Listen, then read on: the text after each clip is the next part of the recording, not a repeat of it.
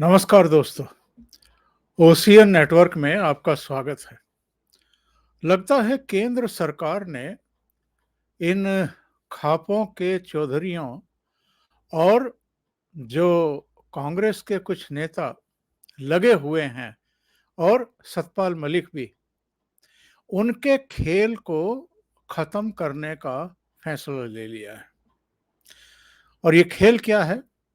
खेल है 2023 में कई राज्यों में होने वाले चुनाव, जिनमें राजस्थान भी है। सतपाल मलिक ने ये सुझाव दिया था अभी हाल में कांग्रेस के नेताओं को और खापों के चौधरियों को और इन खिलाड़ियों को भी, कि ये जाकर के राजस्थान में भारतीय जनता पार्टी के खिलाफ चुनाव प्रचार शुरू कर दें। यानी जो खिलाड़ी यौन शोषण का आरोप लगा रहे हैं वो जाकर के चुनाव प्रचार शुरू कर दें। इससे ऐसा लगता है कि केंद्र सरकार में बैठे हुए लोगों के कान खड़े हो गए हैं। 3 जून की रात को अमित शाह ने इन खिलाड़ियों से बातचीत की थी और अब खेल मंत्री अनुराग ठाकुर ने इन खिलाड़ियों को एक बार फिर बातचीत के लिए बुलाया है।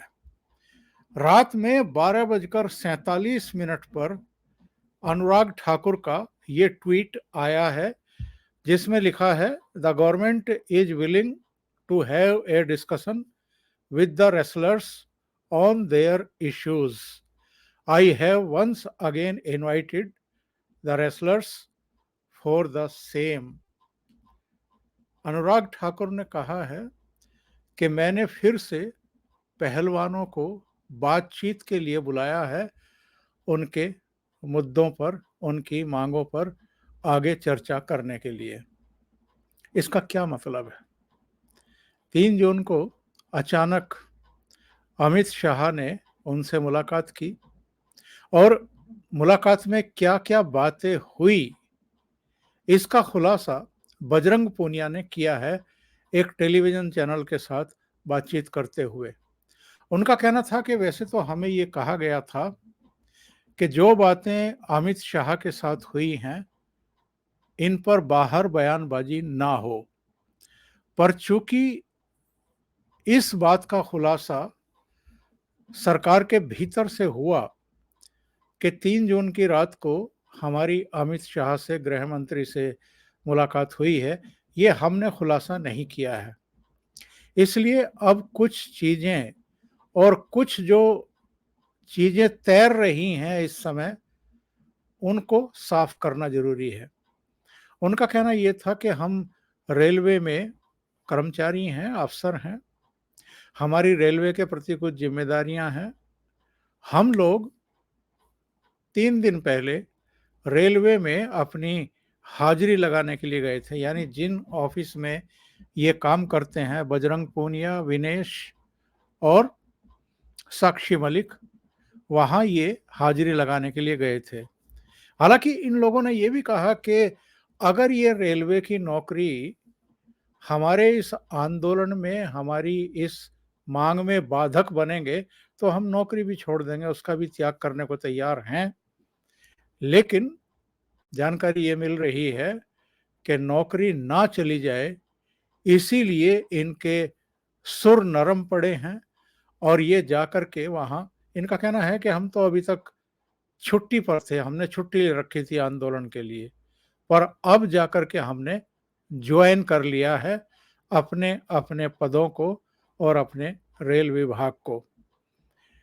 जो चीज़ें चल रही हैं पिछले कुछ दिनों से, उनका कुल मिलाकर के लबो-लुआब ये है कि जो कांग्रेस के कुछ नेता, जिनमें भूपेंद्र हुड्डा, उनके बेटे दीपेंद्र हुड्डा और भारतीय जनता पार्टी के भी पूर्व केंद्रीय मंत्री चौधरी बीरेंद्र सिंह, जिस तरीके से इन खिलाड़ियों से मिल रहे थे, इन्हें एक तरीके से संबल देने का काम कर रहे थे, इनको उत्साहित कर रहे थे, उकसा रहे थे। इसके अलावा सत्यपाल मलिक के जिस तरीके से बयान आए हैं और इन्होंने सलाह दे डाली कि आप इन खिलाड़ियों को चुनाव प्रचार के लिए राजस्थान ले जाइए तो भारतीय जनता पार्टी बैकफुट पर होगी और उसके बाद ब्रजभूषण जो है वो सिंह के पीछे दिखाई देंगे। उसके बाद केंद्र सरकार सतर्क हो गई है।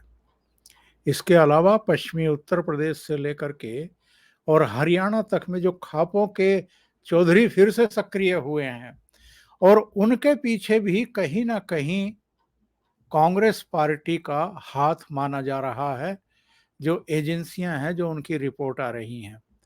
और ये मसला केवल 3-4 राज्यों के चुनाव का नहीं है, ये हरियाणा विधानसभा और हरियाणा के लोकसभा चुनाव का भी मसला है।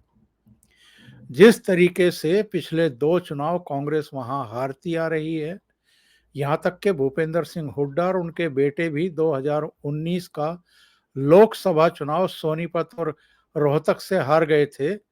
उसके मद्देनजर ये माना जा रहा है कि ये लोग जानबूझ करके हरियाणा में भी और इधर वेस्ट यूपी में भी जो जयंत चौधरी हैं, अजीत सिंह के बेटे, वो नरेश टिकैत, राकेश टिकैत और जो गुरनाम सिंह चढ़ूनी हरियाणा में, और इनका भी थोड़ा बहुत प्रभाव है भाइयों का, तो उनके जरिए ये आंदोलन लंबा खिंचवाने के मूड में थे।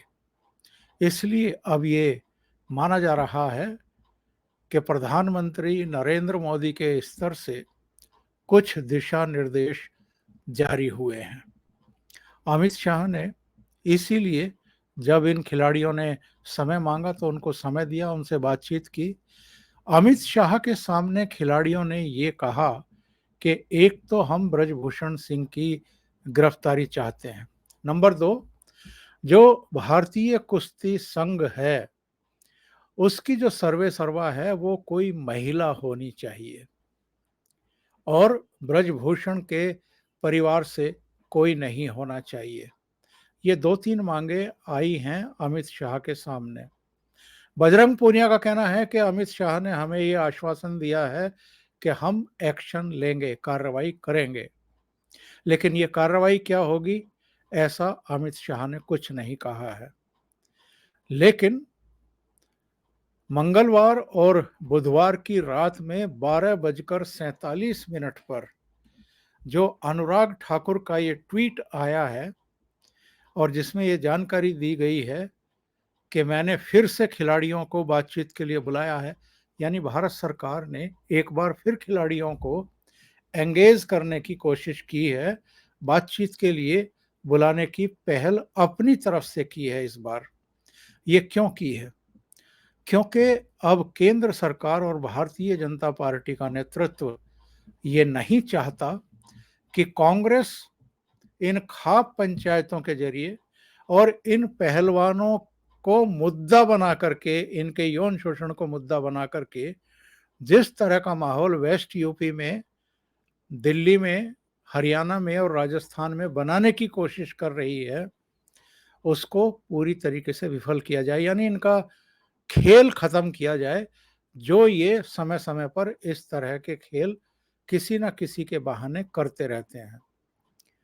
और नंबर 2, 7 जून को ही जो विनेश फोगाट और संगीता फोगाट है, यानी गीता बबीता का, महावीर फोगाट का जो गांव है बलाली, उसमें एक और महापंचायत बुलाई गई है इन खिलाड़ियों के द्वारा। इसमें कौन कौन शामिल होता है तो देखने वाली बात है, लेकिन केंद्र सरकार ने इस पंचायत से ठीक पहली रात को 12:47 पर यह फैसला किया और ट्वीट जारी कर दिया अनुराग ठाकुर के द्वारा कि मैंने फिर से इन खिलाड़ियों को बातचीत के लिए बुलाया है, ताकि जब पंचायत बैठे तो उसमें फिर से किसी तरह का कोई डिसीजन, कोई फैसला भावी आंदोलन के रूप के बारे में ना लिया जाए।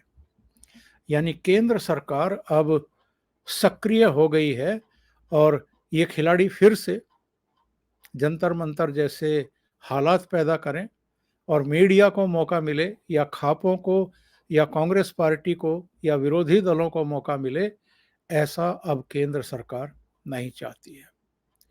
अभी के लिए इतना ही। बहुत बहुत धन्यवाद।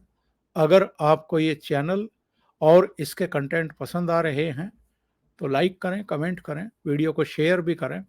अभी तक अगर आपने ये चैनल सब्सक्राइब नहीं किया है तो सब्सक्राइब कर लें और साथ में लगे बेल आइकॉन को दबा दें ताकि आगे आने वाले वीडियो और उनके नोटिफिकेशन आप तक पहुंचते रहें। बहुत बहुत धन्यवाद। नमस्कार।